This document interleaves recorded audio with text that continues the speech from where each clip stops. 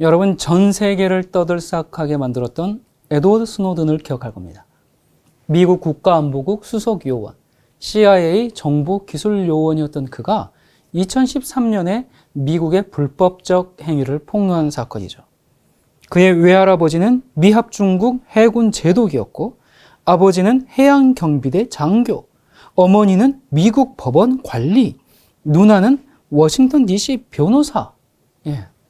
애국주의 가득한 이 엘리트 집안에다가 NSA에서 그는 컴퓨터 시스템 관련 천재 중에 천재로 평가받으면서 최상위 관리자 권한을 받게 되고 아주 잘 나가는 엘리트 중에 한 명이었습니다.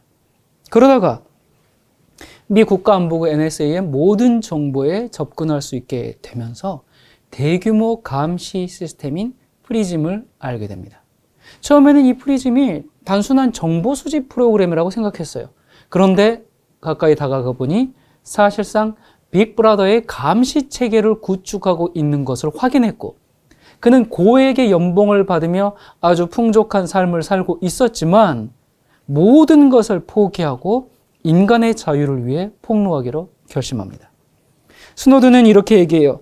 내가 말한 모든 말, 내가 하는 모든 행동, 내가 대화하는 모든 사람, 창의력이나 사랑, 우정 등에 대해 모든 표현이 기록되는 세상에서 나는 살고 싶지 않습니다. 그러면서 자유를 위해 미국과 전쟁을 선포했어요.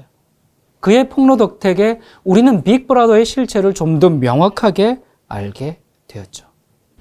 이 그의 폭로에 의하면 미국 NSA는 전 세계의 거의 모든 통신 내용을 무차별적으로 수집하고 있었어요.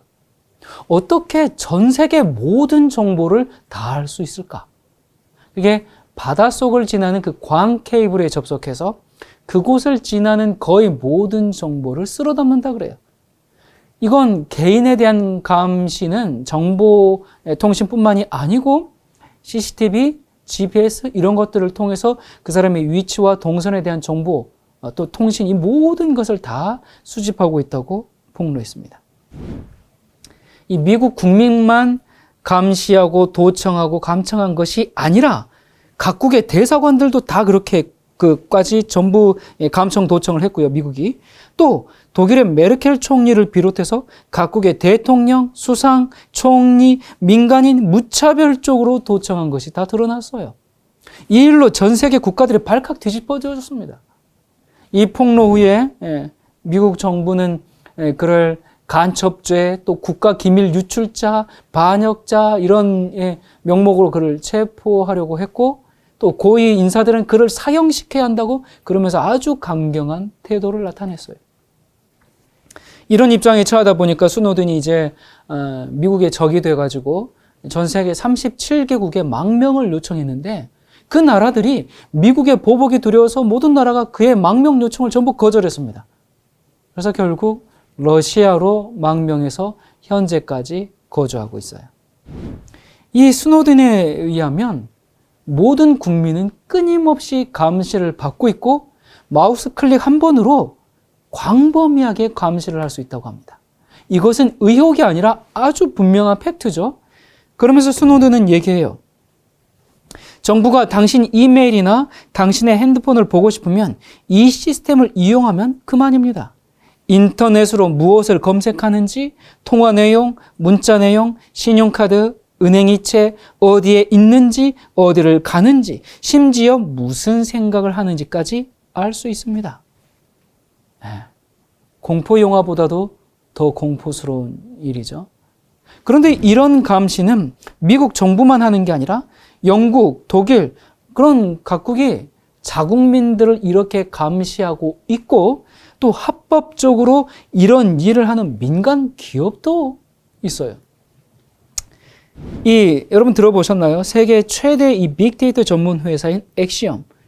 이 엑시엄은 전 세계 7억 명의 자세한 신상을 파악하고 그 정보를 원하는 고객들에게 판매하는 회사입니다. 이들은 한 개인의 직업, 주소, 몸무게, 소비 성향, 정치 성향, 건강, 휴가 계획, 독서 목록까지 속속들이 알고 있어요. 이들은 한 사람의 개인 정보를 평생 추적합니다. 근데 어떻게 알아내나? 이 액션 관계자가 이렇게 얘기를 합니다. 우리는 한 사람이 성년이 된 순간부터 죽을 때까지 한 개인의 삶을 따라가고 있습니다.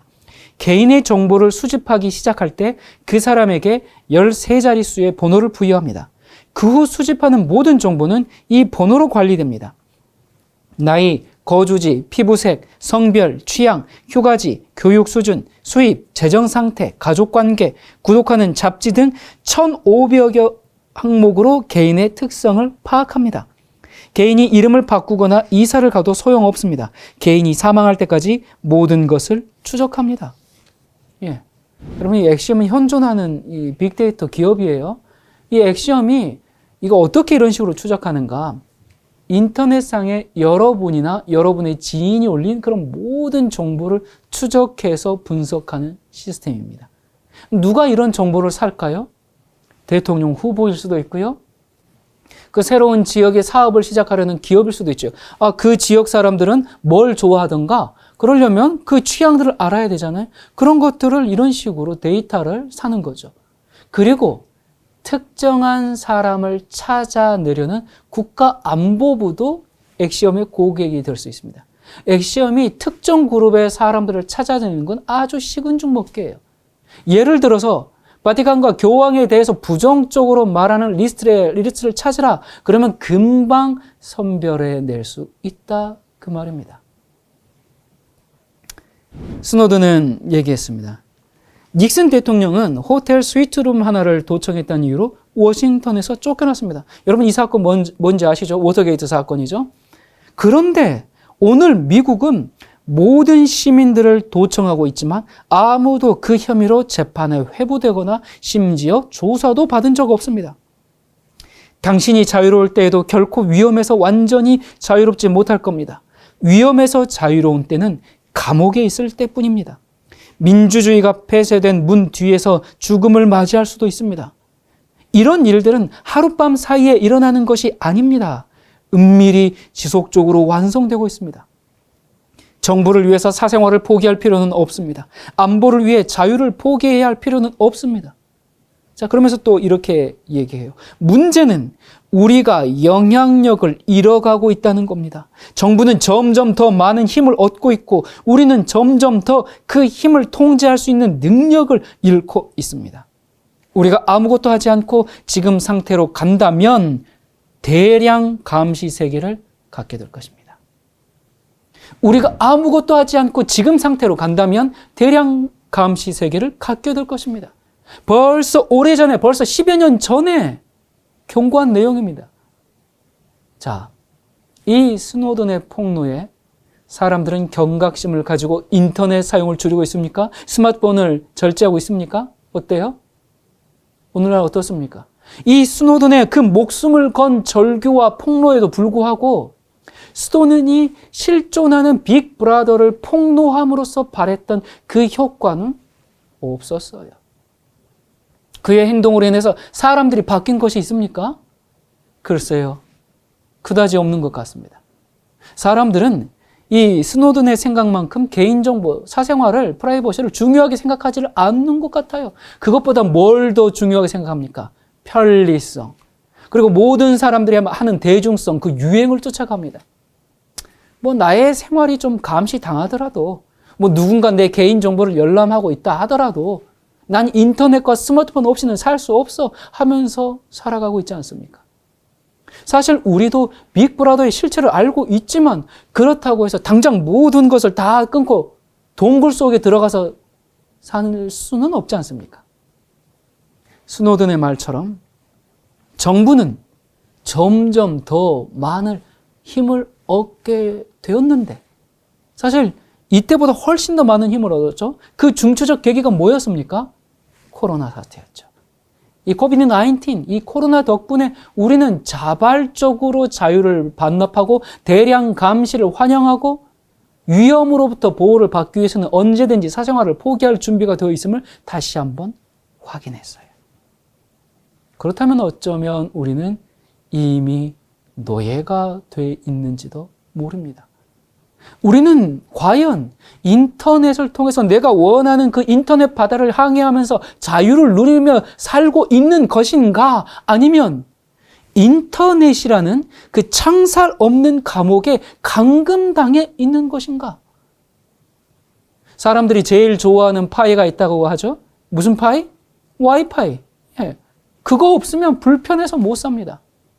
우리는 과연 인터넷으로부터 자유로울 수 있을까? 아무리 초롱성에 감추어둔 비밀이라 할지라도 인터넷 앞에서는 힘없이 무너지고 있는 게 현실입니다. 여러분, 인터넷이라는 게 단순히 뭘 검색하고 찾아보고 그런 정도가 아닙니다. 여러분, 인터넷으로 쇼핑하죠? 신용카드 결제하죠? 다 이 시스템 속에 있거든요. 이 모든 걸 끊고 살아갈 수 있을까? 그래서 사실 우리의 모든 정보는 이미 다 노출되었다고 생각하는 것이 맞을 겁니다. 실존하고 있는 빅브라더, 미 국가안보국 NSA의 그 대규모 도청과 감청의 감시 프로그램에 지배당하고 있는 이 현실 속에서 우리는 이미 오래전에 썼던 조지 오웰의 소설 1984하고 올더스 헉슬리의 멋진 신세계, 여기에서 그려진 그 전체주의적인 미래 모습이 오늘날 그대로 재현되고 있음을 보면서 놀라움을 금할 수가 없습니다. 특별히 이 과도한 기술적 발전을 아주 섬뜩하게 고발한 이 헉슬리의 멋진 신세계. 이 멋진 신세계는 인터넷이 가져올 사회가 앞으로 어떤 모습일지 아주 쪽집게처럼 짚었어요. 멋진 신세계. 이 브레이브 뉴 월드에서 여기 오더만 붙이면 신세계 질서, 뉴 월드 오더가 됩니다. 신세계 질서를 추구하는 사람들이 바로 이 헉슬리의 멋진 신세계를 교과서로 삼는 것 같아요. 여기서 이 미래 사회는 소수의 엘리트 그룹이 지배하는 전체주의 사회인데, 지배하는 국민들은 노예로 살면서도 그 삶이 완벽하다고 느끼는 사회입니다. 그 사회가 바로 멋진 신세계입니다. 어떻게 그럴 수 있을까요? 노예로 살면서도 어떻게 그 삶이 완벽하다고 느끼면서 살 수 있을까요? 그 사회는 공유, 균등, 안정, 만족, 쾌락이 있습니다. 여러분, 이렇게 살고 싶으시죠? 그리고 거기에는 불평등, 불안정, 불만족, 불쾌가 없습니다. 그야말로 멋진 신세계입니다. 사람들은 서로 싸우지 않습니다. 정치가들도 싸우지 않고 이웃 간에도 싸우지 않고 모든 걸 다 공유해요. 모두가 다 균등해요. 균등하게 또 다 갖고 있기 때문에, 다 공유하고 다 균등하기 때문에 뭘 더 가지려고 욕심 부릴 필요가 없어요. 여러분, 오늘날 많은 범죄가 욕심에서 시작하지 않습니까? 이 멋진 신세계는 범죄도 없는 세상입니다. 이제 여러분은 뉴스에서 더 이상 전쟁이나 범죄에 대한 뉴스를 보지 못합니다.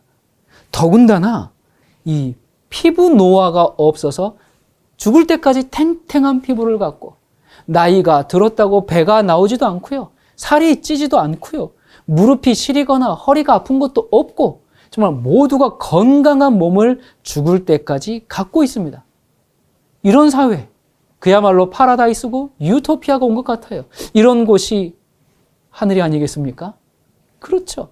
그런데 이 모든 걸 얻는 대신 딱 하나, 사유를 하면 안 됩니다. 아니, 사유를 할 수가 없습니다.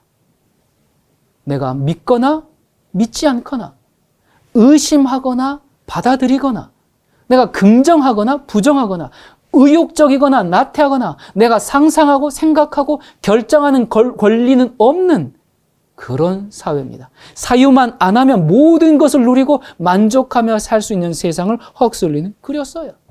자, 이 멋진 신세계에서는 유전자 조작으로 하나의 난자에서 96명의 쌍둥이를 만들어내는 인간 부화 양육소가 있어가지고 여기 5가지 계급에 맞는 인간들이 여기서 태어납니다.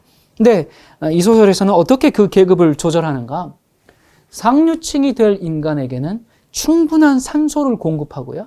그 다음 계급들에게는 혈액 공급량을 조금씩 줄여가지고 체격을 작게 만들고 지능을 떨어뜨리고 이렇게 이제 만듭니다.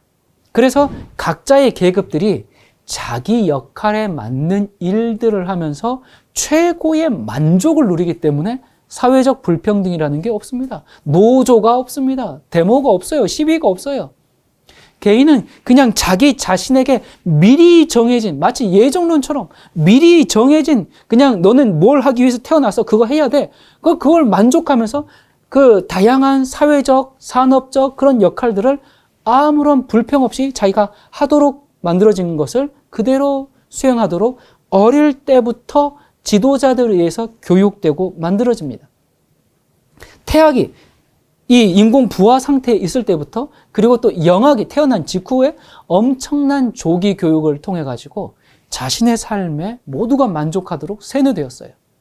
그래서 이 이제 계급이 좀 낮은 부류들은 영아기 때 책을 본다거나 꽃을 만지면 그걸 대기만 하면 전류가 흘러서 고통을 느끼게 합니다. 책을 보려고 하면 갑자기 어디선가 비명 소리가 들려서 그걸 엄청 극도로 싫어하게 만듭니다.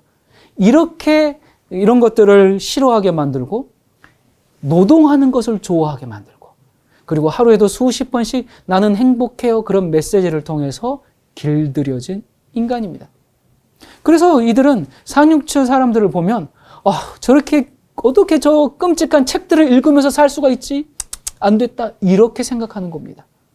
그래서 모두가 자기 자신에게 주어진 그 노예 조건을 좋아하고 기꺼이 즐깁니다. 아무도 병들지 않고요. 모두의 기대 수명도 똑같습니다. 엄청난 과학기술의 발달로 멋진 신세계가 온 거죠.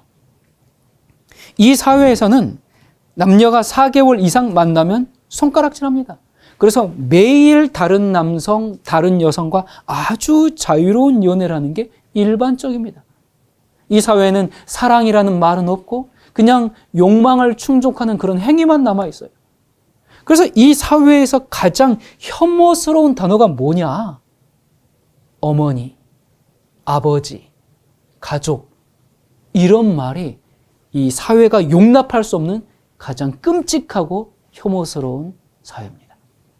이곳은 대량 감시 사회이기 때문에 경찰들은 텔레스크린을 통해서 개개인을 감시합니다. 사람들은 근데 오랜 세월 동안 그렇게 그냥 살아오다 보니까 그런 삶에 아주 익숙해져 있어요. 자, 이 파트는 먼 미래의 얘기가 아니라 이미 현실이 되었죠. CCTV로 다 감시하지 않습니까? 그리고 이 사회에서는 누군가가 허락을 받지 않고 마음대로 개인적인 고민을 하려는 그런 기미가 보면 그건 누구든지 간에 남녀노소를 불문하고 소마라고 불리는 환각제를 사용하도록 권고를 받습니다. 자, 이 다 각자의 계급과 역할에 모두가 만족하는 사회잖아요. 그렇게 다 만족하지만 인간이기 때문에 가끔 우울감이 올 때가 있고요. 뭔가 생각하려고 할 때가 있고요. 그렇지 않습니까? 그러면 즉시 소마라는 알약을 줍니다. 이 소마는 과학자들이 엄청난 투자를 해서 만들어낸 부작용이 없는 마약입니다. 그리고 이것은 계급 높은 사람만 먹고 그런 게 아니에요. 계급에 상관없이 누구나 즐길 수 있는, 이것만 먹으면 행복한 감정을 만들어주는 그런 약입니다. 소마는 어디서나 쉽게 구할 수가 있어요.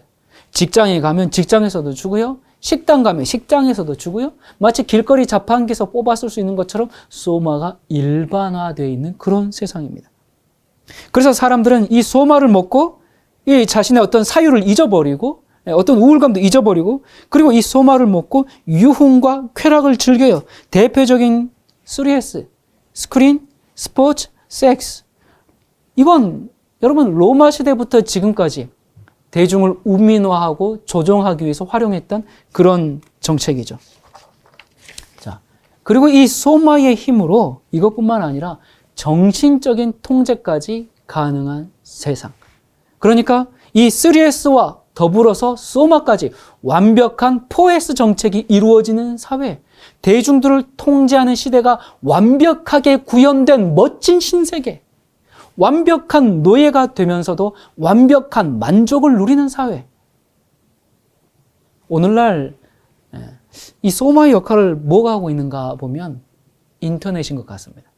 모든 국민은 인터넷이라는 소마를 통해서 집단 최면 상태로 빠져들어서 완전히 그 인터넷 체제에 순응하고 있지 않습니까? 요즘 사람들이 SNS에 중독되어 있지 않습니까?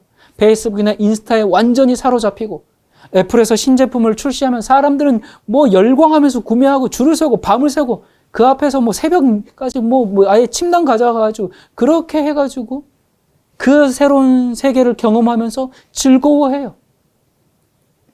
구글 같은 거대 기업이 그런 도구를 사용해서 우리의 가장 은밀한 사생활을 정탐하고 읽고 조사하고 조합해서 NSA 같은 국가기구에 그 정보를 넘겨줘도 아무도 상관하지 않습니다. 여러분, 우리가 이 알고리즘 아시죠? 내가 어떤 영상을 보면 관련 영상을 계속 추천해 주잖아요. 또 내가 뭘 사려고 찾아보면 계속 관련 상품이 한동안 계속 뜨지 않습니까? 또 내가 어떤 기사를 읽으면 관련 기사가 계속 뜨고 이렇게 나의 취향과 선호를 기계가 알아내서 우리를 그쪽으로 유도해도 우리는 그냥 세상 좋아졌네 그러면서 무덤덤하게 받아들입니다. 여론조사에서 나타나듯이 미국인 대다수는 구글이 사용자의 개인정보를 정탐해도 자기에게 편리와 오락만 제공한다면 상관없다라고 생각해요. 한마디로 우리는 멋진 신세계에 사는 사람들처럼 되기로 동의하고 있는 셈이죠. 개성이 말살되고 기계 비슷한 인간으로서 완전히 자발적인 노예가 되고 그것이 우리에게 기쁨과 만족을 가져다 주는 그런 듯한 사회 속에서 말입니다. 인터넷은 인간이 만들었는데 다시 인터넷이 우리를 만들어가고 있습니다. 혹 어떤 사람들은 나에게 포에스만 제공된다면 난 생각 없이 편하게 살고 싶다. 그렇게 말하는 분들도 있을지 모르겠어요. 하지만 생각하기를 멈춘다면 그것은 더 이상 인간이 아니라 길들여진 동물에 불과하다는 사실을 알아야 합니다. 여러분, 이런 세상에서 한번 살아보고 싶습니까? 이게 행복한 세상일까요? 이 멋진 신세계의 마지막 장면은 그 나라의 총통과 그 세계를 저항하는 존의 대화가 이렇게 이루어집니다. 총통이 존에게 얘기합니다. 세계는 이제 안정된 세계야. 인간들은 행복해. 그들은 잘 살고 있어. 생활이 안정되고 질병도 없어. 죽음을 두려워하지도 않아. 존이 얘기합니다. 저는 안락을 원하지 않습니다. 저는 신을 원합니다. 시와 진정한 위험과 자유와 선을 원합니다. 그리고 죄를 지을 자유도 원합니다. 그렇게 된다면 말할 것도 없이 나이를 먹어 주름이 지고 추해질 권리, 암에 걸릴 권리, 먹을 것이 떨어지는 권리, 내일 어떻게 될지 몰라서 끊임없이 걱정하며 살아갈 권리, 온갖 종류의 형언할 수 없는 슬픔과 고통에 시달릴 권리도 요구하겠지? 존이 대답합니다. 네, 저는 그 모든 것을 요구합니다. 불행, 불만족, 불쾌, 사유, 이 모든 것들은 인간이 누릴 권리인데 당신이 뭐라고 우리가 누릴 권리를 빼앗습니까? 이것은 인간성 말살입니다. 네. 오래전에 에드워드 스노든이 경고한 시대를 지금 우리는 살아가고 있습니다. 정부의 힘은 더욱 막강해지고 개인의 자유는 소멸되고 있어요. 이 모든 것이 인류 미래를 위한 과학이다라는 그런 가면 속에서 말입니다. 과학기술의 발전이 과연 우리에게 행복을 가져다 줄 수 있을까요? 또 우리에게 행복만 가져다 주면 그냥 내가 행복하기만 하면 그게 다 전부일까요?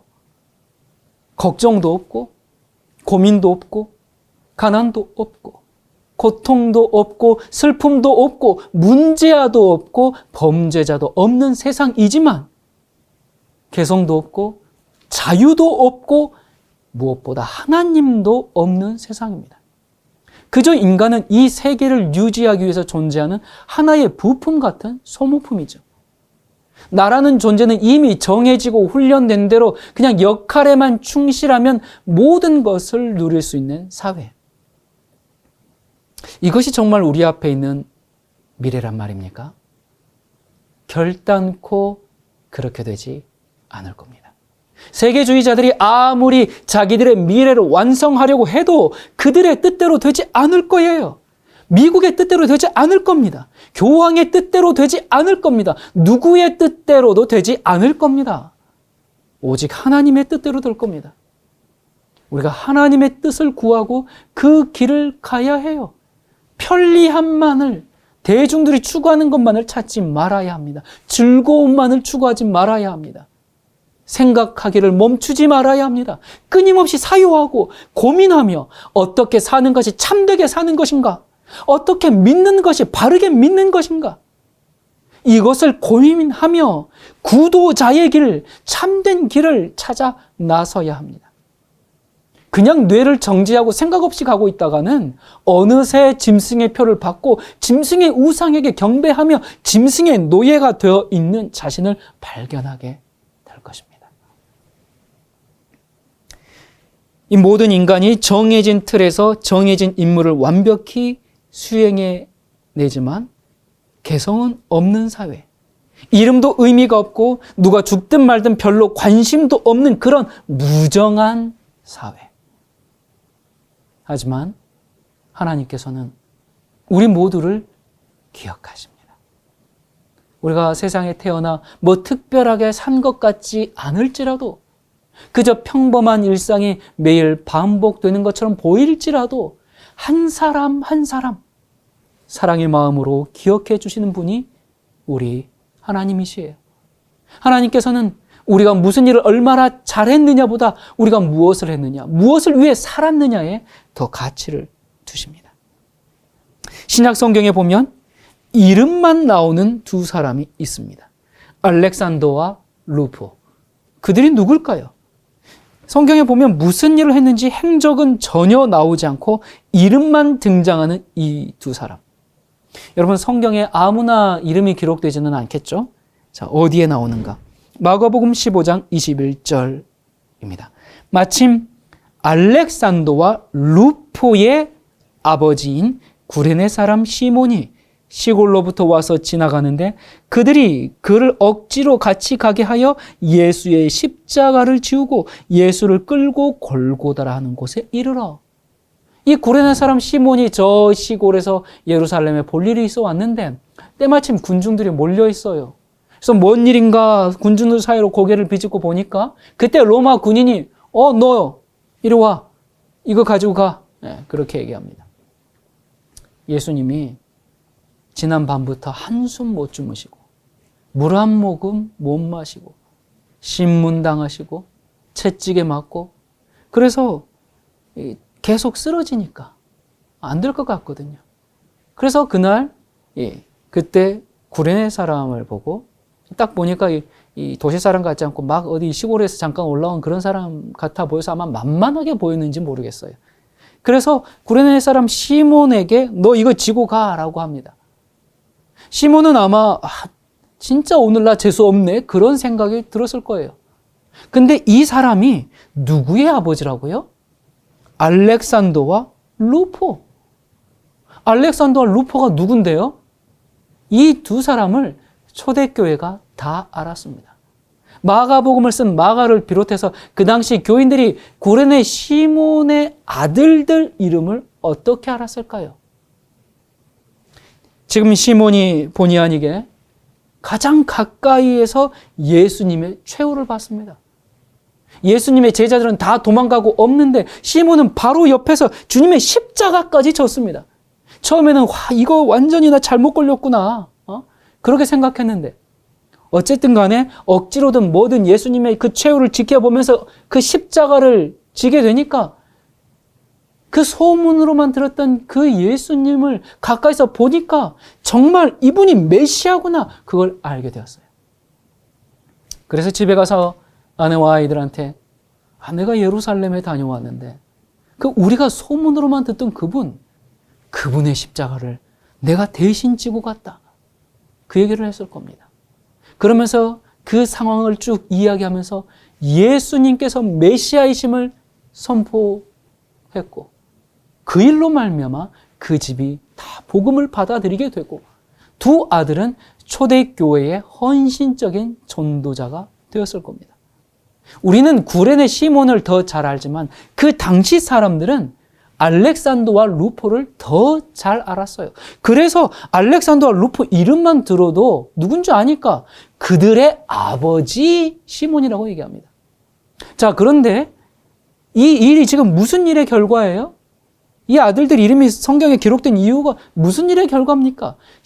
구레네 시몬이 십자가를 진 결과입니다. 근데 시몬이 자발적으로 십자가 졌습니까? 예수님 너무 힘들어 보니까 내가 이거 지고 가겠습니다 했습니까? 아니에요. 억지로 졌어요. 멘붕이었죠. 근데 억지로라도 십자가를 지십시오. 그러면 그의 가정이 복을 받을 거니까. 하나님께서 우리가 주님의 이름으로 하는 그 수고를 절대로 헛되게 하지 않을 겁니다. 여러분, 우리가 예수님 때문에 좀 번거로워지고 좀 귀찮은 일이 생기고 또 내 시간을 써야 하고 좀 힘든 일도 생기고 그런다 해도 그것은 복받을 일이죠. 하나님께서 굉장히 관심을 가지고 보실 겁니다. 나를 인하여 핍박을 받은 자는 복이 있나니. 여러분, 핍박뿐이겠어요? 나를 인하여 귀찮게 된 사람은 복이 있나니. 나를 인하여 불편케 된 사람은 복이 있나니. 나를 인하여 이 사람 저 사람에게 이상한 사람이라는 소리를 듣는 사람은 복이 있나니. 여러분, 우리가 누릴 수 있는 가장 큰 영광은 예수님의 고통에 참여하는 것이죠. 그분과 함께 슬픔과 고통을 나누어지는 일이죠. 이것은 아무나 할 수 있는 일이 아니죠. 십자가를 진 사람만 경험할 수 있는 그런 복입니다. 이 침례 요한은 사명이 이끄는 삶을 살아왔습니다. 태어날 때부터 어릴 때부터 엄마 아빠한테 계속 들었어요. 너는 메시아의 길을 준비하는 사람으로 태어났다. 그때부터 요한은 그 한 가지 사명을 위해서 살아왔습니다. 공부를 해도 그 사명을 이루는데, 체력을 길러도 그 목적을 이루는데, 이것저것 다른 여러 가지 경험을 해도 그 목적을 이루는 그것만을 위해서 그 삶은 계속 이끌려 왔습니다. 분명한 사명에 이끌리는 삶은 이런저런 주의를 둘러볼 여유가 없어요. 남이 뭘 어떻게 하든지, 어떻게 살든지, 저 사람이 뭐 하든지, 왜 저 사람은 저러나 신경 쓸 겨를이 없어요. 분명한 사명이 있는 사람은 혹시 길을 잠깐 벗어났다고 해도 다시 돌아옵니다. 근데 지금 이 시대의 사람들의 문제가 뭡니까? 사명이 없어요. 다른 말로 삶의 이유가 분명치가 않아요. 내가 왜 살아야 하는지, 삶의 목적을 별로 찾지 못해요. 돈 버는 게 전부인가 싶어서 열심히 벌고 많이 벌어봐도 만족이 없어요. 높은 자리에 올라가면 되는가 해서 그렇게 애쓰고 공부를 했는데도 올라가 보면 허무함이 밀려와요. 그걸 채우기 위해서 또 이것저것 해보고 막 저거 해보고 다 해봐도 뭐 채워지질 않아요. 그냥 갈팡질팡해요. 그러다가 늙고 죽어요. 인생이라는 게 참 허무하죠. 그렇게 열심히 살았는데 누구 하나 알아주는 사람이 없습니다. 가족들도 나의 수고를 몰라줘요. 자식들도, 남편과 아내도 몰라줘요. 위로가 되어주지 못해요. 그러다 보니까 삶의 의미도 없고 방황이에요. 끝없는 방황이에요. 사명이 이끄는 삶이 아니라 그냥 환경에 이리저리 흔들리는 그런 삶입니다. 그런데 요한은 어릴 때부터 아주 분명한 한 가지 사명에 이끌리는 인생이었죠. 그 외에는 뭐 돌아볼 겨를이 없어요. 여러분, 옛날에 그 유대인들이 어땠습니까? 분명한 사명을 잃어버리니까 그들이 제사를 드리면서도 이걸 왜 드리는지를 몰라. 이게 예수님의 표상인데 그냥 누가 더 철저하게 제사 더 잘 드리는가, 누가 더 율법을 잘 지키는가, 그냥 예수님은 잃어버리고 형식과 제도만 남아가지고 아주 열심히 했죠. 그걸 하면서도 왜 하는지를 모르는 거예요. 사명을 잃어버려서 그랬죠. 인류 역사에서 가장 중요한 두 가지 사건을 꼽으려면 예수님의 초림과 재림입니다. 그 하나는 2000년 전에 이루어졌어요. 예수님의 초림으로 온 인류를 발칵 뒤집어 놨습니다. 자, 마찬가지로 재림도 온 인류를 발칵 뒤집어 놓을까요? 그렇습니다. 초림하신 후에 온 세상이 발칵 뒤집혀지기까지는 시간이 좀 오래 걸렸습니다. 하지만 재림은 순간입니다. 그 재림의 순간을 위해서 우리는 지금 세상을 뒤집어 놔야 합니다. 재림이라는 그 영광스러운 사명을 이 시대를 사는 우리에게 맡겨놨는데 혹시 지금 우리가 갈 길을 잃어버리지는 않았습니까? 이것도 아니고 저것도 아닌 그냥 애매한 상태에 있지는 않습니까? 지금부터라도 예수 그리스도의 재림이 우리의 위대한 사명이 되어야 합니다. 그게 분명한 사람은 딴 길로 갈 겨를이 없어요. 여러분, 우리가 하늘에 가면 후회할 일이 하나 있을 겁니다. 하늘에 가서 후회할 일이 있다고? 예. 그게 뭘까요? 우리가 하늘 가서 뭐가 제일 후회스러울까요? 거기 가면 정말 말로만 듣던, 성경에서만 읽었던 그 예수님의 그 정말 어마어마한 영광과 위대함을 보고 하늘의 아름다움을 보고 천만 천사들이 다 그분 앞에 경배하고 머리 숙여 절하고 찬송을 드리는데 내가 그때 그 예수님의 영광을 보면서 왜 내가 저 땅에 살면서 내가 이 세상에 살 때 저런 엄청난 분을 위해서 좀 내 자신을 던져버리지 않았는가? 그게 제일 후회스러울 겁니다. 내가 왜 예수님을 위해서 그렇게 좀 잘 살지 못했을까? 내가 왜 예수님을 위해서 그것을 희생하지 못했을까? 내가 왜 예수님을 위해서 그렇게 하지 못했을까? 이제 뭐 늦었죠. 하늘에 가면 그분을 위해서 해드릴 게 없습니다. 내가 희생을 하든 고생을 하든 수치를 당하든 욕을 먹든 비난을 받든 뭘 하든 우리가 예수님을 위해서 살 수 있는 기회는 지금 이 땅이지 재림이 와버리면 영원히 그 기회는 없습니다. 요한은 어린 시절부터 참 고독하게 살았어요. 친구들과 어울려 다니지도 않고 세상 재미도 보지 못하고 그냥 그 광야에서 오직 한 가지 사명 때문에 불꽃처럼 살다가 장렬하게 최후를 맞이한 그런 인생입니다. 하나님이 그걸 기억하고 계실까요? 예, 똑똑히 요한을 기억하고 계십니다.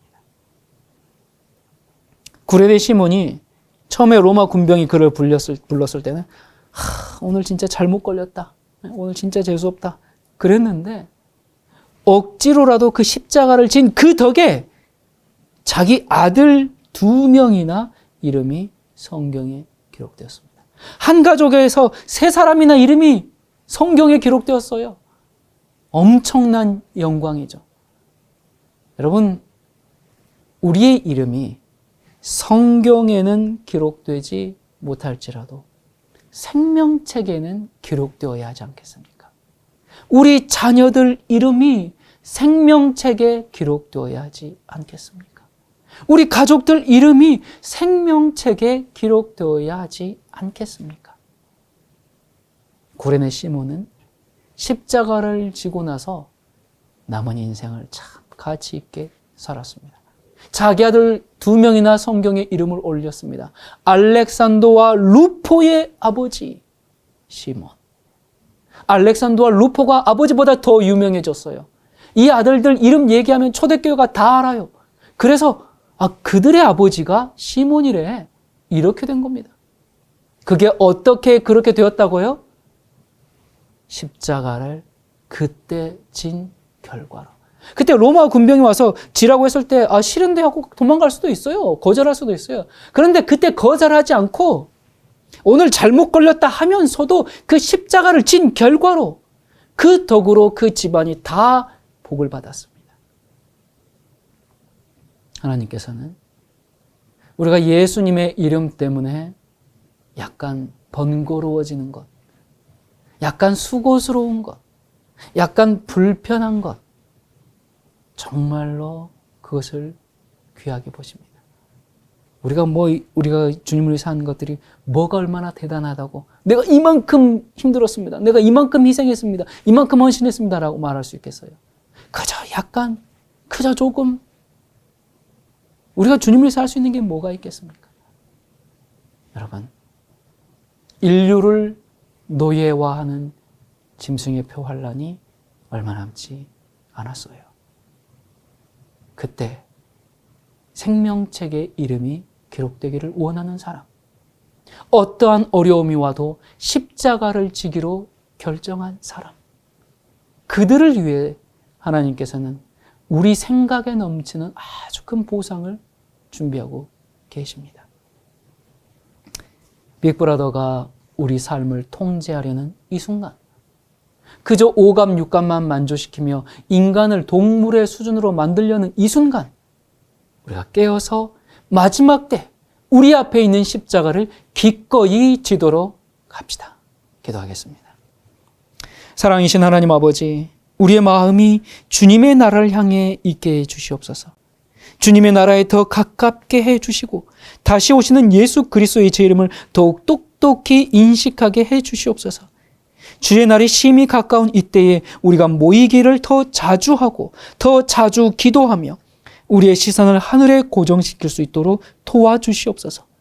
마귀가 우는 사자처럼 맹렬히 활동하는 이 시대에 진리의 반석이신 예수 그리스도 안에 머물러 있게 해 주시옵소서.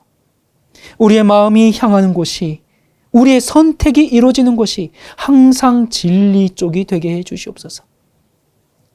성령 하나님, 우리가 이 시대에 지혜롭고 주님이 원하는 선택을 할 수 있도록 분별하는 영을 허락해 주시옵소서. 다시 오실 예수 그리스도 이름으로 간절히 기도드립니다. 아멘.